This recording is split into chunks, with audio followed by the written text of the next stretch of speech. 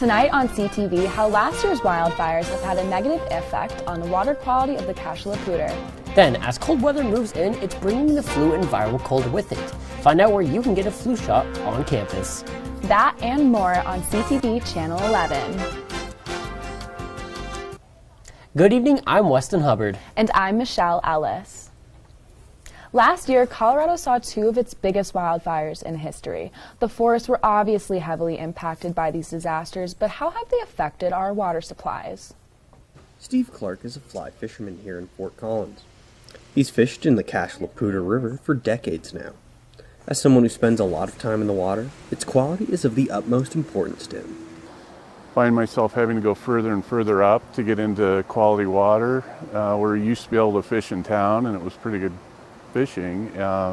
Here in Fort Collins, we have two main sources of water, the cache la Poudre River and Horsetooth Reservoir, which is a part of the Colorado Big Thompson system. Horsetooth was not significantly affected by the fires, but the cache la Poudre was. To ensure that sediment from nearby fires doesn't end up in our drinking water, Fort Collins has set up several monitoring sites for early warning systems. When ash or soot are detected in high quantities up the river, the intakes at our water treatment plant are shut off until levels return to normal. Jill Oropeza, the Director of Sciences for Utilities Water Quality Services, says that thanks to the measures like those, residents won't have to worry about quality issues. We have in the past and we will continue, regardless of the water quality in the river, to make sure that delivered drinking water continues to meet all of our state and federal regulations. The city is also using large-scale mulchings to try and help areas affected by the fire to regain some stability.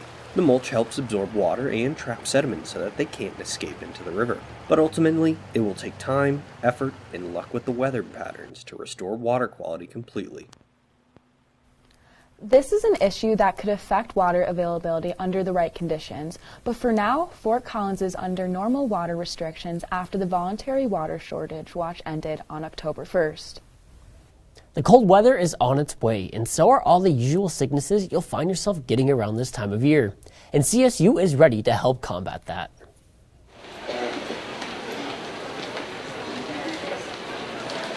As if COVID wasn't already enough to worry about, flu season is fast approaching. For some, leaving the campus to go and get a flu shot at places such as Target, Walgreens, or other places that offer flu shots is quite the task. Luckily, Colorado State University is offering flu shots for students, faculty, and staff all on campus. The CSU Health Network is providing same-day flu shot appointments for the students at the health center, and Human Resources will be hosting flu shot clinics in October and November for all the faculty and staff here on campus. Speaking to source.colostate.edu, Dr. Kathleen Waller, the Director of Medical and Clinical Services at CSU Health Network, said, quote, "The flu can spread quickly on a college campus, and those who can get sick can miss several days of classes, work, and social engagements. Getting a flu shot is the single best way to prevent, shorten, or reduce the severity of the flu." If you're a student and you're enrolled on the CSU Student Health Insurance Plan, you will be covered for the out-of-pocket cost, and if you're not, most insurances do cover this cost as well, so you don't have to worry about pulling out money in order to get this flu shot. If you'd like more information, you can go to the health center, which is located on southeast of campus, or you can go to health.colostate.edu and look at their cold and flu prevention tips. It's great to see that the campus is working hard to make sure that we stay healthy in these upcoming cold months. $10 million seems like a lot of money, especially going towards Fort Collins parks, but Department Director Mike Calhoun disagrees. According to him, city parks have been underfunded and lacked maintenance for the last 20 years. Places like Roland Moore Tennis Court have even been so cracked that the city may have to shut them down due to safety concerns. And with current funding levels, playgrounds are on track to be replaced once every 25 years. One solution the city is looking at is a sales tax or a fee to help supplement the maintenance costs. The City Council Finance Committee is set to discuss the park funding issue, among other topics, in December. One of the taxes that exist on feminine products is coming to an end around mid-December. After a unanimous vote passed on Tuesday by the Fort Collins City Council, a tax of 3.85% on menstrual items will be removed. Some items include our tampons, panty liners, menstrual cups, and a plethora of other feminine hygiene products to help during menstruation. Make sure you stick around, Rams. Morgan Gardner has the latest on fall weather to come.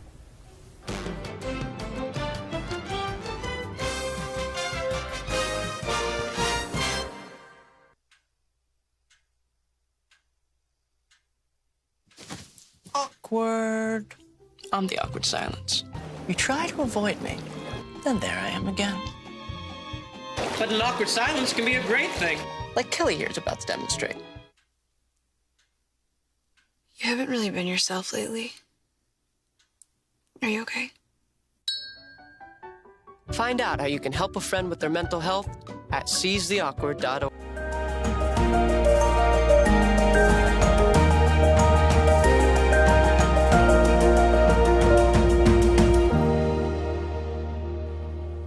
Good evening, Rams. My name is Morgan Gardner, here to give you the rundown on all things weather. And, well, we have a beautiful night ahead of us. 68 degrees with a little bit of intermittent clouds throughout the evening. A little bit of humidity as well, but no precipitation foreseen throughout the evening. A little bit of wind as well coming from the south, but again, no rain foreseen through the evening. And as we go into overnight lows, it's pretty consistent across the region as well, with some outstanding numbers. So Grand Junction at 53 degrees, Denver also at 53, while we're seeing some lower numbers in the southwestern region, Gunnison at 33, Telluride at 39, and Alamosa at 34. There is a possibility for some rain to come in tomorrow, making it another pretty nice day, but there is some possibility for some rain up here in Fort Collins tomorrow afternoon as well. So across I-25 tomorrow, 79 degrees in Denver, 78 in the Springs, and 86 in Pueblo. Where Burlington over in the east is standing out there at 87 degrees, and again some lower numbers across in the southwest. Gunnison at 67, Telluride at 56, and Alamosa at 74. Making for some cooler temperatures tomorrow, but again, no rain foreseen. And as we go into tomorrow's forecast, it is again going to be in the 70s, nice and sunny outside, with some possibilities for some clouds throughout the day as some rain makes its way into the east throughout the state tomorrow afternoon. Some wind to follow 10 miles an hour south, but nothing too crazy, so we don't need to break out the windbreakers just yet. With humidity at 36% and sunset at 6:31, it is another gorgeous fall day. Now, it is a clear sign that autumn is here. Splashes of bright yellow aspen leaves painted across Colorado's mountainsides made their entrance around September 15th, and they're getting even more lovely. The yearly occurrence attracts both Coloradans and out-of-state visitors to walk through enchanted forests bathed in gold. Pair the spectacular show with cooling temperatures and countless trails to explore, and it's no wonder why so many people are eager to get outside this fall. Wondering where and when you should go to witness the changing aspens? Well, Denver 7 Chief Meteorologist Mike Nelson states that we are in prime time for viewing the colors in the central and southern Colorado mountain regions. That being areas such as Kenosha Pass in Jefferson, Sprague Lake Loop in Nederland, Boris Pass in Como, and more. To see other areas where the fall foliage is active, visit Denver 7's interactive map to see all the top hikes, drives, and train rides to experience the transition season in all of its glory. Now, as we go into the 5-day forecast, we are expecting 70s again on Friday and Saturday, making it nice and fall-like. But on Sunday, there is going to be a pretty strong cold front making its way in from the west, making it 67 degrees on Sunday, 68 on Monday, and Tuesday, dramatic drop to 61 with the possibility for snow. But don't worry, it's not going to be a lot of snow. We don't need to break out the snow shovels just yet. And with that, Rams, that is all the time I have with you this evening, but stay tuned after the break for more news. So there you are, shuffling through a stack of resumes, and you come to mine. This is it. First impression. My way in. But, here's the thing. Can my resume show you how I truly stand out? Can one piece of paper really tell you my whole story? Like that I was studying, going to night school while working 2 jobs just to help my parents pay for groceries. Or how anytime there was an opportunity, I was the first one to step up. Because I wasn't gonna let my life, my circumstances dictate who I was gonna become.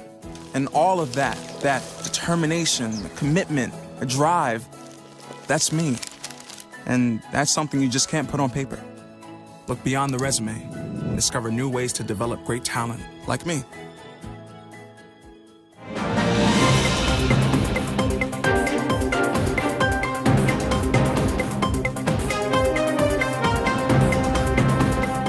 Welcome back, Rams. Thanks for joining us.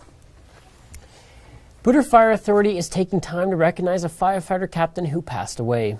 Captain Charles Aberrant passed away in July of 2019 after being diagnosed with pancreatic cancer 4 months prior.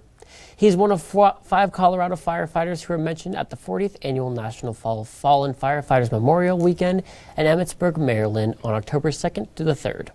He served 42 years with Poudre Fire Authority and was recognized as dying within the line of duty, as pancreatic cancer is considered occupational illness for members of the Poudre Fire Authority.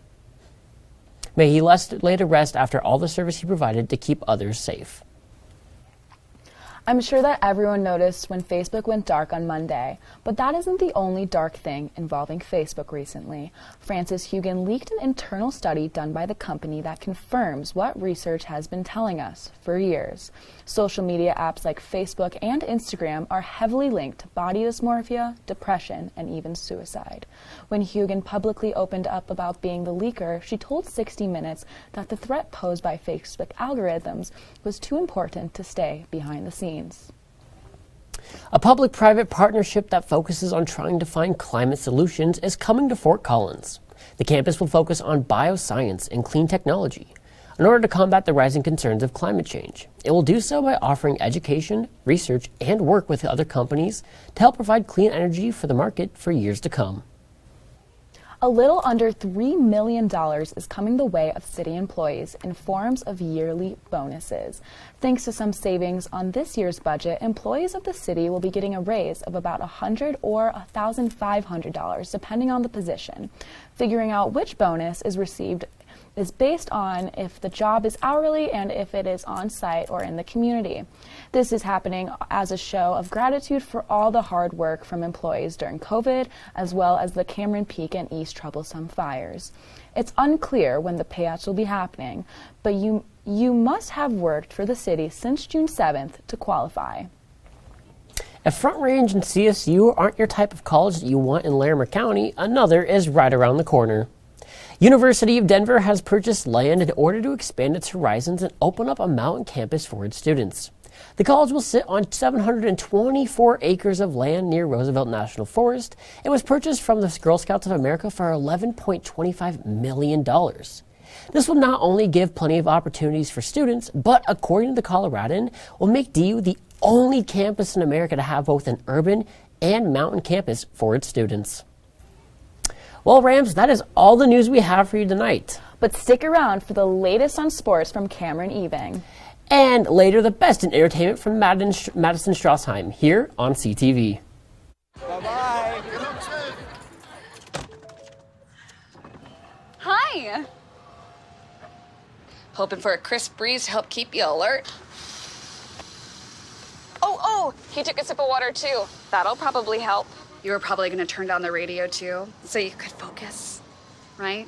Probably okay isn't okay. Right? If you see a warning sign, stop and call a cab, a car, or a friend. I think the water line is what really drove it home. I blew on him. How's it going, Ram fans? Welcome back to yet another week of Cam's Corner. I'm your host, as always, Cameron Eving. It's homecoming week, and with that comes the main event, right here at Canvas Stadium Saturday afternoon. Conference opener against San Jose State. I'll break down the matchup and give my main key points for a Rams victory. Plus, the NBA season is upon us, and I get it. The regular season hasn't even started yet, but who cares? I'm still going to give you 3 teams I think will be the best throughout this upcoming year of hoops. All that and more on Cam's Corner, starting right now.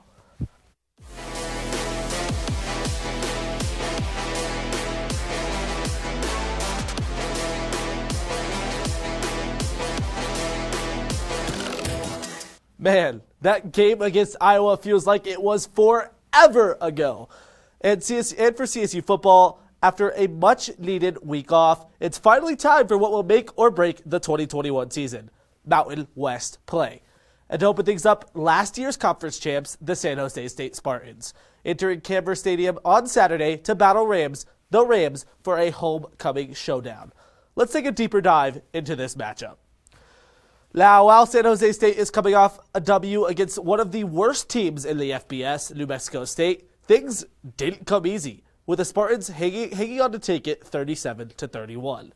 And on the other side, CSU is coming off I'll be honest, pretty impressive performance on the road against the Hawkeyes. And now that they're well-rested and carry some added confidence, Coach Adazio's team surely looks to use that momentum against a Spartan team that, let's be real, isn't even close to as good as they were last year.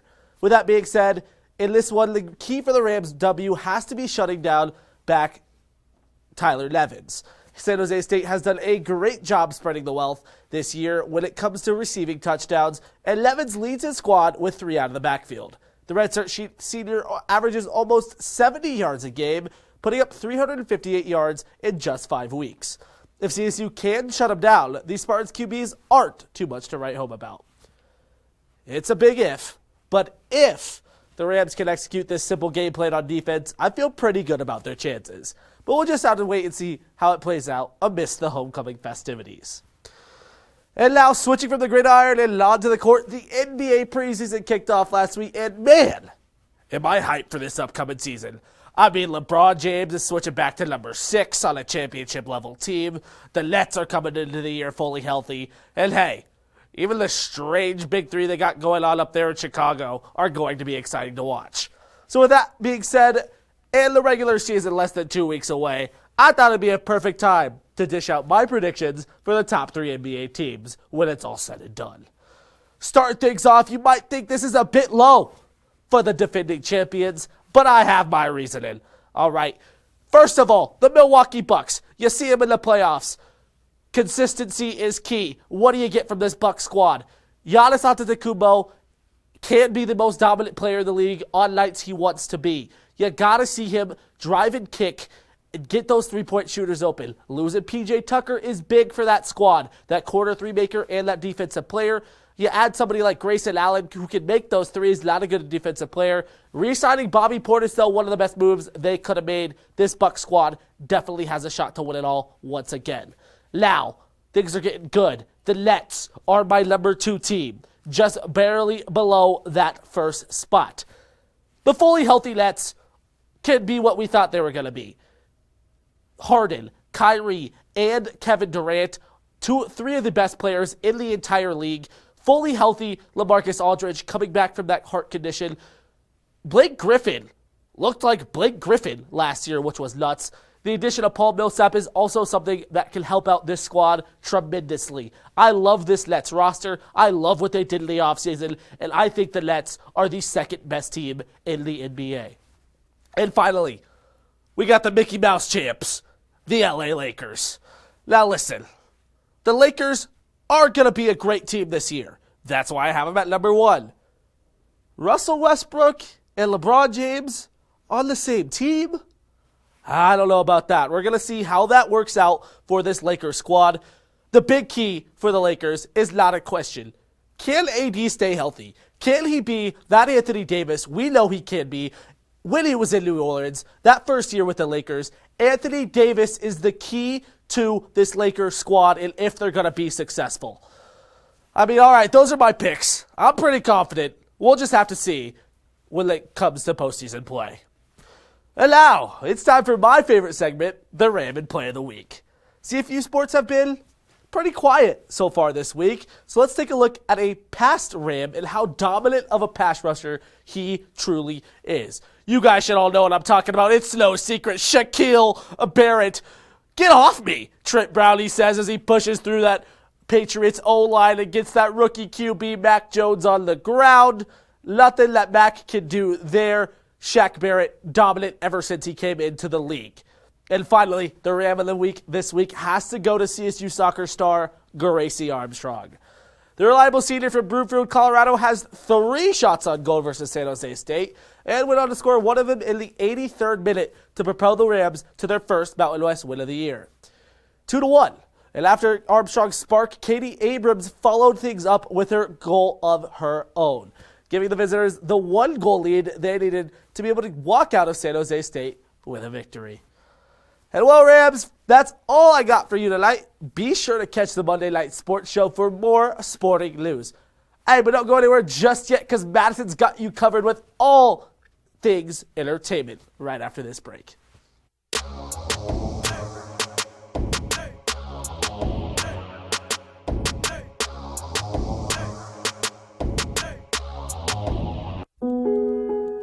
Queen is just my everything. Right now, I wouldn't know where my life would be without her.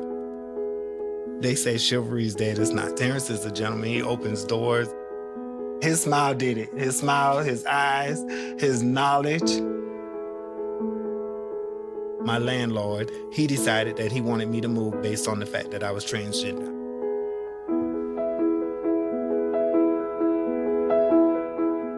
It takes me to a place of no hope. It takes me to a place of loneliness. It saddens me. When you discriminate against somebody in housing, where do these people go?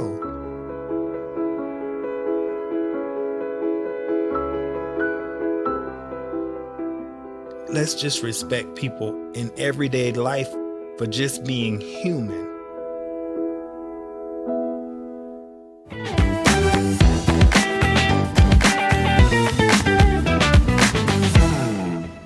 What's up, Rams, and welcome back from the break. I'm Madison Strauss. I'm filling in for Tom Isaacson. I've got a packed show for you tonight, so let's get started. This week we are in the full swing of CSU's homecoming events, and I have loved seeing all of the spirit around campus. One group you may have noticed is CSU sororities and fraternities, practicing dances on campus. These groups competed head-to-head last Tuesday evening in a dance competition. The winners took home bragging rights and points for their team. Throughout the week, other events will be taking place around Fort Collins in order to raise money for each group's charity. One event is actually happening right now. An ice cream social at Walrus Ice Cream is going from now until closing time at 9 this evening. It's whoever gets the best turnout at each event. So we're a group, and then the other fraternities and sororities are a group. So whoever gets the best turnout at each event gets the most points, and so it's a point system. So at the end of the week, whoever has the most points gets the money that was earned throughout the whole week towards their philanthropy. I can't wait to see which group ends up winning for the overall week. If you are looking for a big event to get away from the hustle and bustle of Parents Weekend, check out Fort Collins Nursery's 13th annual Giant Pumpkin Weigh-Off. Participants in the Pumpkin Weigh-Off could win thousands of dollars in prizes. The categories people are competing in include heaviest pumpkin, longest gourd, heaviest squash, and prettiest pumpkin. There will even be a hot dog cart from 10 in the morning to 2 in the afternoon. And who doesn't love a good hot dog? Tickets are available on fortcollinsnursery.com. Attendees must arrive and check in no more than 1 hour after their selected time slot. This Wednesday, I was given the amazing privilege to interview two authors, Heather Morris and Kate Quinn. Morris participated in the virtual launching event in order to promote her new book, Three Sisters, the story of three sisters surviving and escaping Auschwitz at the peak of World War II. Morris brought in an interesting perspective to the story. Because history has got to be the memory of those who lived it. And yes, as if there's discrepancy, because I come back to the whole notion of I am not telling the story of the Holocaust. I'm just telling a Holocaust story. For writing historical novels. While Morris mostly writes true stories, but Quinn likes to focus on historical fiction. I don't think you entirely get to choose what you're fascinated by it. You know, from a very young age, I was introduced to the past, and the past was where I gravitated as soon as I started writing stories of my own. Some of Morris's novels include The Rose Code, Mistress of Rome, and many others. The book talk was hosted virtually by Old Firehouse Bookstore, which is located right here in Old Town. Both authors' novels can be found at Firehouse Books or in other stores nationwide. I might have to take a break in between classes to pick up one of these books. If reading isn't your thing, I've got the perfect event for you this weekend. New Belgium Brewing's 5K will be taking place in Old Town off Linden Street. This 5K includes everyone's favorite things, including running and Beer? Well, even if that's not your thing, you might be able to get behind the cause still. 10% of all proceeds will go to local organizations that will be on site at the event promoting their business. You can find the full schedule at cobreweryrun.com. The event is not a city-sanctioned event, so participants are expected to obey all traffic laws. If you plan on participating, expect a free craft brew at the finish line. Now it's time for the clip of the week.